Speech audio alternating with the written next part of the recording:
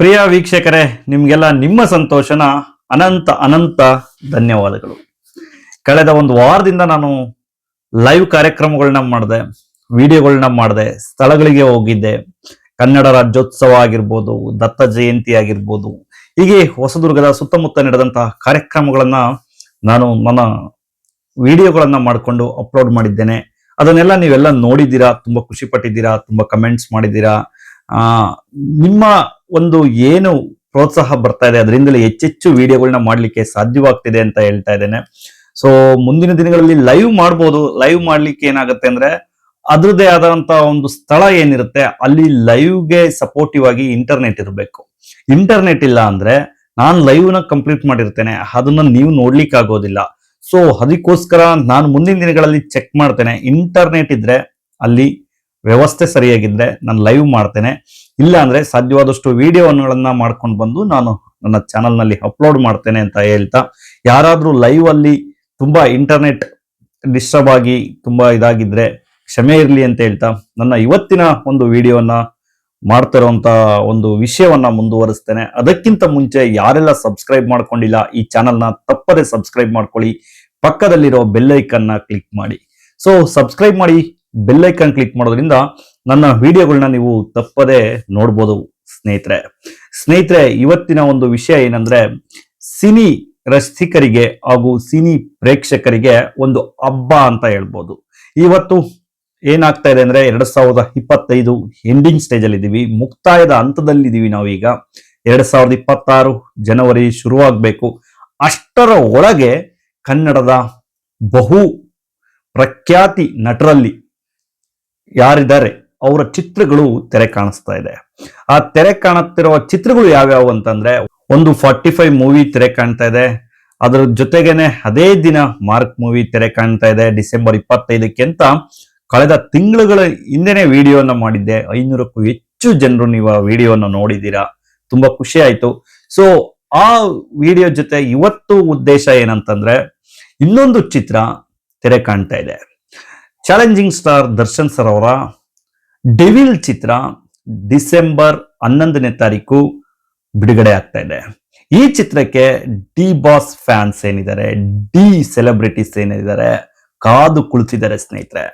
D boss ನ ನೋಡದೆ ಚಿತ್ರಮಂದಿರಗಳಲ್ಲಿ 1 ವರ್ಷ ಆಯ್ತು. ಕಾಟೇರ ನಂತರ ಅವ್ರದ್ದು ಈ ಚಿತ್ರ ಬರ್ತಾ ಇದೆ. ಕಾಟೇರ ಅನ್ನೋ ಒಂದು ಚಿತ್ರ ದೊಡ್ಡ ಸಕ್ಸಸ್ ಅನ್ನ ತಂದು ಕೊಟ್ಟಿತ್ತು. ಅದಾದ ನಂತರ ಅವ್ರಿಗೇನ್ ಸಕ್ಸಸ್ ಬಗ್ಗೆ ಹೇಳೋಂಗೆ ಇಲ್ಲ ಬಿಡಿ. ಅವರು ಮೆಜೆಸ್ಟಿಕ್ ಚಿತ್ರದಿಂದಲೇ ಸಕ್ಸಸ್ ನ ತೆಗೆದುಕೊಂಡು ಬಂದಂತವ್ರು ಅವರು. ಅದಾದ ನಂತರ ಅವರು ಒಂದಕ್ಕಿಂತ ಒಂದು ಚಿತ್ರಗಳನ್ನ ಮಾಡ್ತಾ ಇವತ್ತು ಏನಿದೆ ಈ ಚಿತ್ರ ಡೆವಿಲ್, ಈ ಚಿತ್ರ ಡಿಸೆಂಬರ್ 11ನೇ ತಾರೀಕು ಎಲ್ಲ ಚಿತ್ರಮಂದಿರಗಳಲ್ಲಿ ನೀವು ಹೋಗಿ ನೋಡ್ಬೋದು. ದರ್ಶನ್ ಸರ್ ಫ್ಯಾನ್ಸ್ ಏನಿದ್ದೀರಾ ಅವ್ರಿಗೆಲ್ಲ ನಿಜವಾಗ್ಲೂ ಇದೊಂದು ಹಬ್ಬ ಅಂತ ಅನ್ಸುತ್ತೆ. ಯಾಕೆಂದ್ರೆ ಅವರಿಗೋಸ್ಕರ ತುಂಬಾ ಪ್ರೇಯರ್ ಮಾಡಿದೀರಾ, ಪೂಜೆ ಪುರಸ್ಕಾರಗಳನ್ನ ಮಾಡಿದೀರಾ, ಎಲ್ಲೆಲ್ಲೋ ಅವ್ರು ನೋಡ್ಬೇಕು ಅಂತ ಕಾಯ್ತಾ ಇದ್ರಿ.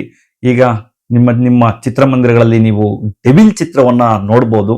ಅದಾದ ನಂತರ ನಿಮಗೆ ಆಲ್ರೆಡಿ ನಾನು ಒಂದು ವಿಡಿಯೋನ ಮಾಡಿ ಹೇಳಿದ್ದೆ, 45 ಮೂವಿ ಮಾರ್ಕ್ ಮೂವಿ ಒಂದೇ ದಿನ ಬರ್ತಾ ಇದೆ ಡಿಸೆಂಬರ್ 25ಕ್ಕೆ. ಅದು ಕೂಡ ಗುರುವಾರ ಬರ್ತಾ ಇದೆ. ಇದು 11ನೇ ತಾರೀಕು, ಇದು ಕೂಡ ಗುರುವಾರ ಬರ್ತಾ ಇದೆ. ಸೊ ಡಿಸೆಂಬರ್ 25 ಗುರುವಾರ ಏನಾಗುತ್ತೆ ಅಂದ್ರೆ ಕ್ರಿಸ್ಮಸ್ ರಜೆ ಇರುತ್ತೆ.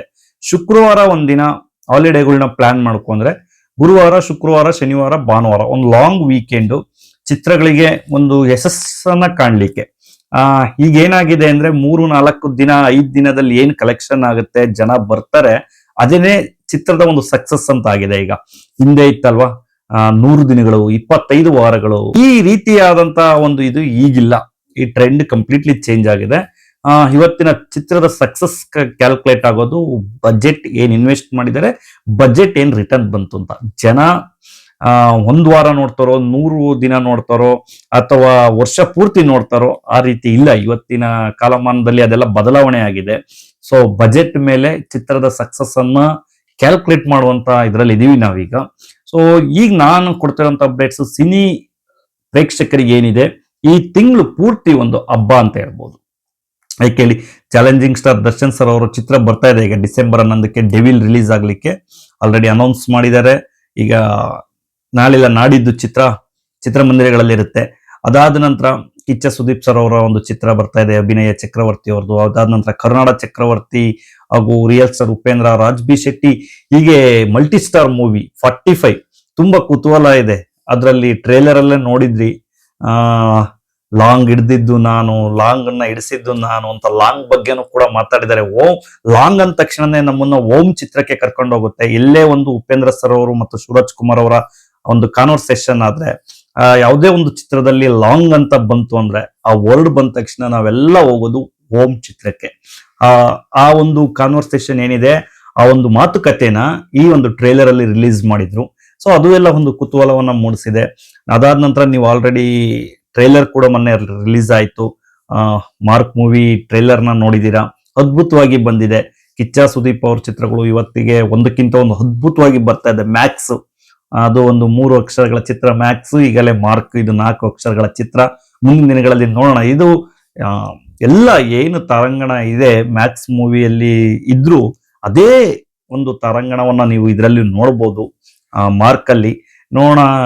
ಮುಂದಿನ ದಿನಗಳಲ್ಲಿ ಅದ್ರ ಬಗ್ಗೆ ಒಂದು ಡೀಪ್ ಆಗಿ ಕಂಪ್ಲೀಟ್ ಒಂದು ವಿಡಿಯೋನ ಮಾಡ್ಲಿಕ್ಕಾದ್ರೆ ಖಂಡಿತ ಸಾಧ್ಯವಾದ್ರೆ ಮಾಡ್ತೇನೆ ಅಂತ ಹೇಳ್ತೇನೆ.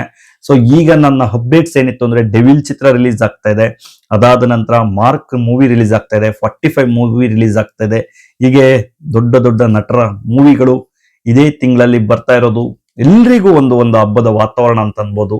ಸಿನಿಮಾಗಳನ್ನ ಚಿತ್ರಮಂದಿರಗಳಲ್ಲಿ ಹೋಗಿ ನೋಡಿ. ಯಾಕೆಂದ್ರೆ ಒಂದು ತಿಂಗಳು ಕಳೆದ್ರೆ ಸಾಕು, ಮನೇಲೆ ಕುಳಿತು OTT ಅಲ್ಲಿ ನೋಡ್ಬೋದು ಅಂತ ಶುರುವಾಗಿದೆ. ಆಫ್ಟರ್ ಕೊರೋನಾದಿಂದ ಏನಾಯ್ತು, ಜನ ಮೂವಿಗಳನ್ನ ಥಿಯೇಟರ್ ಅಲ್ಲಿ ಕಡಿಮೆ ಮಾಡಿಬಿಟ್ಟು ಫ್ಯಾಮಿಲಿ ಜೊತೆ ಕುಳಿತುಬಿಟ್ಟು ಮನೇಲೆ ಮೂವೀಸ್ಗಳನ್ನ ನೋಡ್ತಾ ಇದ್ದಾರೆ.